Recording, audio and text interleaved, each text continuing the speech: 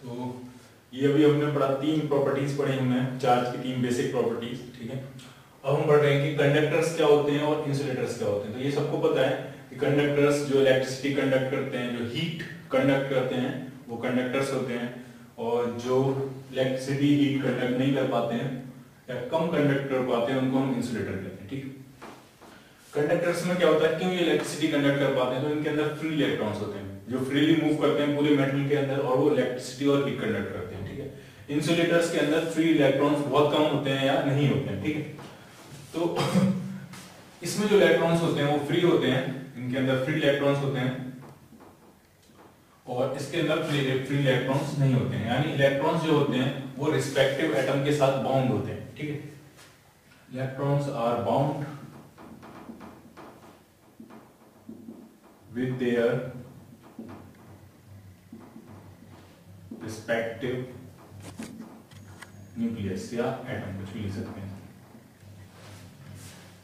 तो कौन अच्छा कंडक्टर है, कौन अच्छा इंसुलेटर है, तो बेसिकली ये इस चीज पे डिपेंड करता है कि इन दोनों, मैं आपको एक बार ढंग से बताता हूँ इसको, ठीक है। तो किसी भी मेटल के अंदर 2 बैंड्स होते हैं, एक बैलेंस बैंड होती है और एक कंडक्शन बैंड होती है, ठीक है। ये है बैलेंस बैंड और ये है कंडक्शन बैंड, ठीक। तो और इनके बीच में कुछ एनर्जी गैप होता है, इसको हम कहते हैं डेल्टा ई जी, ठीक है। और ध्यान से समझना, जो कंडक्टर्स होते हैं उनके अंदर ये जो एनर्जी गैप है ये बहुत कम होता है, और इंसुलेटर्स में ये एनर्जी गैप काफी ज्यादा होता है, ठीक है।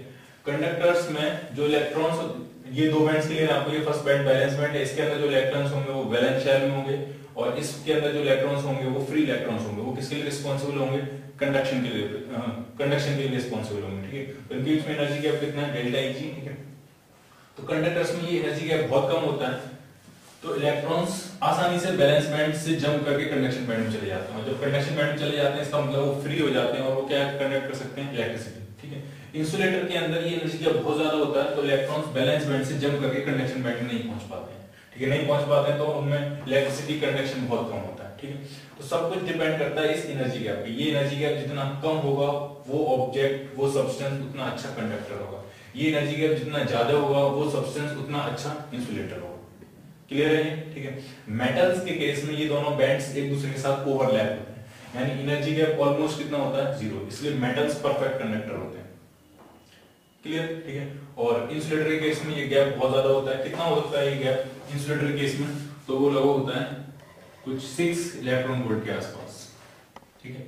अगर हम एक लाइन खींचें तो कुछ लाइन ऐसे होगी, एक बाउंड्री बनाए तो लाइन ऐसे होगी कि अगर ये दोनों बैंड्स ओवरलैप हैं तो वो मेटल है, ठीक है। अगर ये गैप डेल्टा ई जी 3 इलेक्ट्रॉन वोल्ट से कम है तो वो सेमीकंडक्टर है, और अगर ये डेल्टा ई जी 3 इलेक्ट्रॉन वोल्ट से ज्यादा है तो वो इंसुलेटर की कैटेगरी में आता है, ठीक है, ठीक है। जितना कम होगा एनर्जी गैप उतना अच्छा कंडक्टर होगा। मीडियम एनर्जी गैप है ना, बहुत ज्यादा है ना बहुत कम है, तो वो सेमीकंडक्टर है, और ज्यादा एनर्जी गैप है तो वो इंसुलेटर है, ठीक है। तो अगर ये दोनों ओवरलैप है, कम एनर्जी गैप है तो वो कंडक्टर है, ठीक। 3 इलेक्ट्रॉन वोल्ट से कम है तो वो सेमीकंडक्टर है, 3 इलेक्ट्रॉन वोल्ट से ज्यादा है तो वो इंसुलेटर है।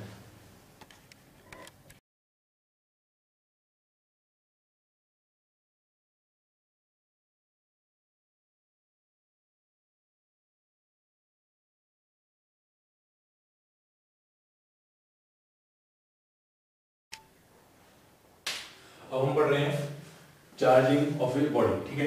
तो कुछ मेथड्स पढ़ेंगे कैसे हम किसी सब्सटेंस को, किसी ऑब्जेक्ट को चार्ज कर सकते हैं, ठीक है। तो सबसे फर्स्ट मेथड पढ़ रहे हैं charging by rubbing. Charging by rubbing,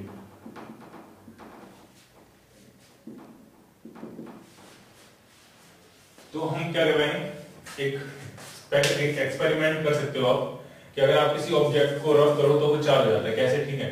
तो मेरे पास एक एक्सपेरिमेंट है यहाँ पे कि जब हम ग्लास रॉड को, सिल्क, कोई ग्लास रॉड है और ये ग्लास की रॉड है, इसको सिल्क क्लॉथ के साथ रब कर रहे हैं,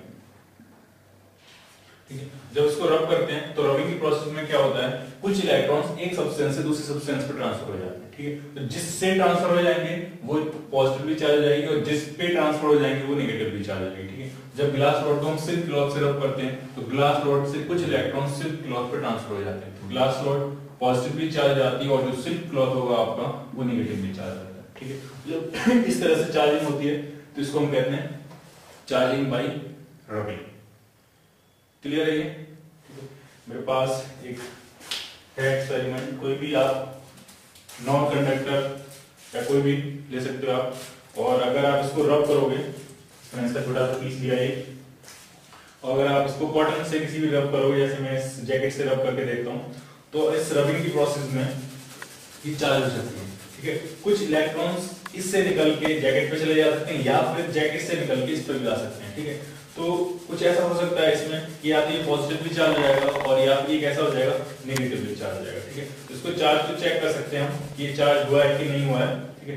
तो मैं इसको इस बोर्ड पे स्टिक करता हूँ, अगर ये स्टिक हो जाएगा तो इसका मतलब ये चार्ज हुआ और ये स्टिक हो गया, ठीक। ये स्टिक हो गया, इसका मतलब ये क्या हुआ, चार्ज कैसे स्टिक हुआ है वो मैं आपको बाद में एक्सप्लेन करूंगा जब हम इंडक्शन पढ़ेंगे, लेकिन ये स्टिक हो गया तो ये चार्ज हो गया।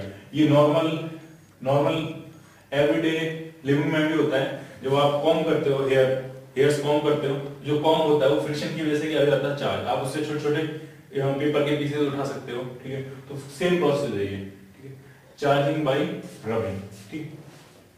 कभी शर्ट आप पहने हो, कोई शर्ट सिंथेटिक की शर्ट हो और आप पहने हो, फिर आप उसको उतारो तो वो चट चट चट करती है, क्योंकि वो पहनने की प्रोसेस में बार बार शरीर से रगड़ के बॉडी से रगड़ के चार्ज हो जाती है, और जब आप उसको उतारते हो तो वो डिस्चार्ज होना शुरू होती है, तो उसमें फिर वो इलेक्ट्रिसिटी प्रोड्यूस होती है, क्लियर। तो ये सारे प्रोसेस हैं चार्जिंग बाय रबिंग, ठीक है। ये चार्ज हो चुका है अभी, इसलिए बोर्ड के साथ स्टिक क्यों हुआ है बोर्ड के साथ, ठीक है।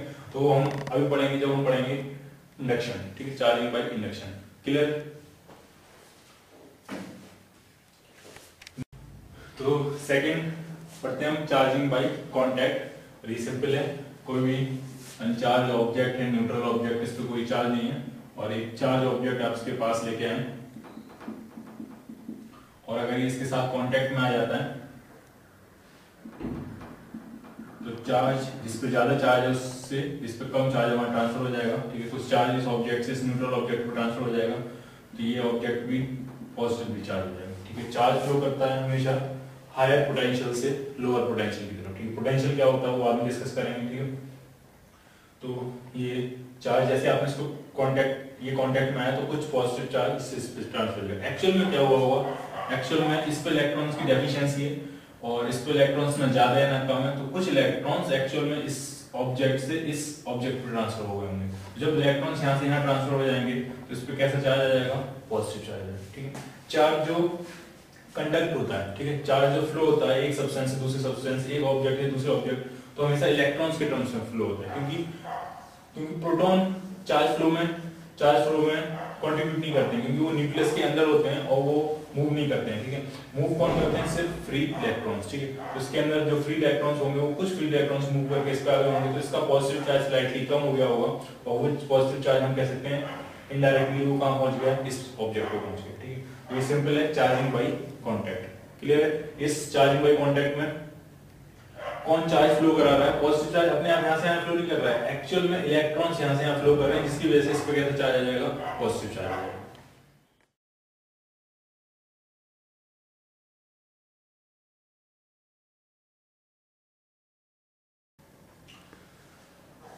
थर्ड प्रोसेस है चार्जिंग बाय इंडक्शन। इसमें क्या करते हैं, इसमें चार्ज इंड्यूस करते हैं, ठीक है। तो कुछ ऐसे सेटअप है, दो मेटल की ऑब्जेक्ट्स हैं, दो मेटल बॉल्स हैं और ये आपस में एक दूसरे के साथ कांटेक्ट में, और इस तरफ से हम एक पॉजिटिवली चार्ज ऑब्जेक्ट को लेके आए। कांटेक्ट नहीं करना है, सिर्फ इंड्यूस करना है चार्ज, टच नहीं करना है आपको, ठीक है। तो ये पॉजिटिवली चार्ज ऑब्जेक्ट को लेके आए, तो ये इलेक्ट्रॉन्स को अट्रैक्ट करेगा, ये मेटल बॉल्स हैं, फ्री इलेक्ट्रॉन्स होंगे इसमें, तो इलेक्ट्रॉन्स इस तरफ आ जाएंगे, तो यहाँ पे कैसा चार्ज इंड्यूस हो जाएगा, नेगेटिव चार्ज, और नेगेटिव चार्ज यहाँ इंड्यूस हो जाएगा तो उसकी अपोजिट साइड में अगर ये सिंगल बॉल होती तो यहाँ पे पॉजिटिव चार्ज इंड्यूस होता है, क्योंकि इस पर टोटल चार्ज 0 होना है, लेकिन अभी सिंस कांटेक्ट में है तो इस रीजन में कैसा चार्ज इंड्यूस हो जाएगा, पॉजिटिव चार्ज, ठीक है। क्लियर। तो इस पॉजिटिव चार्ज के यहाँ पे ये ग्लास रॉड है, पॉजिटिवली चार्ज ग्लास रॉड है, इसको हमने सिल्क से रब करके यहाँ पे लगाया हुआ है, ठीक है। जब हम सिल्क से रब करते हैं तो सिल्क पे नेगेटिव चार्ज आ जाता है सिल्क क्लॉथ पे, और ग्लास रॉड पे पॉजिटिव चार्ज आ जाता है। तो ये ग्लास रॉड है पॉजिटिवली चार्ज, इसको हम दो मेटल स्फीयर कांटेक्ट में उसके पास लेके आए हैं, तो ये पॉजिटिवली चार्ज है, तो यहाँ पे नेगेटिव चार्ज इंड्यूस हो जाएगा, इलेक्ट्रॉन्स आ जाएंगे, और यहाँ पे इलेक्ट्रॉन्स की डेफिशिएंसी हो जाएगी, तो यहाँ पे पॉजिटिव चार्ज इंड्यूस हो जाएगा, ठीक है। अब हम क्या करते हैं, अब आप इसको रिमूव कर दो, इस रॉड को यहीं रखना है आपने, रॉड को नहीं रिमूव करना है यहाँ से, और इन दोनों स्फीयर्स को अलग अलग हटा दो आप। तो अब इस स्फीयर पे टोटल नेगेटिव चार्ज आ जाएगा और इस स्फीयर पे टोटल पॉजिटिव चार्ज आ जाएगा, और अब आप यहाँ से इस रॉड को यहाँ से रिमूव कर सकते हो, ठीक। अब आपने रॉड भी रिमूव कर दिया और स्फीयर्स भी रिमूव कर दिया, ठीक है। तो लेकिन पहली प्रोसेस क्या किया आपने, स्फीयर्स एक दूसरे से रिमूव किए, एक दूसरे से अलग हटाए, उसके बाद यहाँ से रॉड रिमूव किए, ठीक है। तो इस पर नेगेटिव चार्ज आ गया और इस पर पॉजिटिव चार्ज आ गया, ठीक। तो ये चार्जिंग बाय इंडक्शन, क्लियर।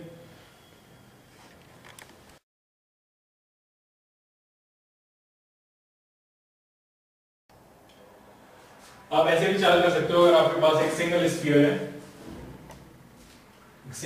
है, और ये न्यूट्रल है, तो हमने क्या किया है, इसके पास एक पॉजिटिवली चार्ज ग्लास रॉड लेके आए हैं, तो इस तरफ इस सरफेस पे नेगेटिव चार्ज इंड्यूस हो जाएगा और इसके अपोजिट साइड में पॉजिटिव चार्ज इंड्यूस हो जाएगा, ठीक है।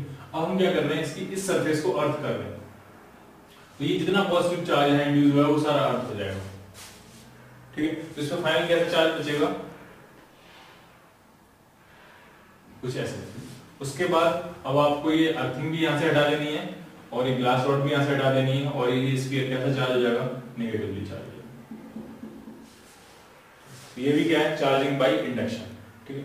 ये चार्ज नेगेटिव चार्ज आया कहाँ, इसके पास से। जैसे अगर हम यहाँ पूछे, यहाँ पे इसके पास नेगेटिव चार्ज कहाँ से आया, इसके पास नेगेटिव चार्ज यहाँ से आया, ठीक है। यहाँ से कुछ इलेक्ट्रॉन्स इस तरफ आ गए, तो ये नेगेटिवली चार्ज हो गया, और ये क्या हो गया, पॉजिटिवली चार्ज, ठीक है। जितना इस पे नेगेटिव चार्ज होगा उतना इस पे पॉजिटिव चार्ज होगा। इन दोनों स्फीयर्स के बीच में चार्ज डिस्ट्रीब्यूट हुआ है, ठीक। कुछ इलेक्ट्रॉन्स यहाँ से यहाँ मूव कर गए, ये नेगेटिवली चार्ज हो गया, ये पॉजिटिवली चार्ज। यहाँ पे ये नेगेटिव चार्ज किससे आया, इसने तो कोई चार्ज नहीं दिया, ये तो चार्ज इंड्यूस कर रहा है। जैसे यहाँ पे इसने कोई चार्ज नहीं दिया, यहाँ पे इसने भी कोई चार्ज नहीं दिया, तो उसमें ये जो नेगेटिव चार्ज आया वो अर्थिंग की वजह से आया, ठीक है। जब आपने इसको अर्थ किया है, तो हमने क्या कहा कि जो पॉजिटिव चार्ज है वो सारा कहाँ चला गया, अर्थ में।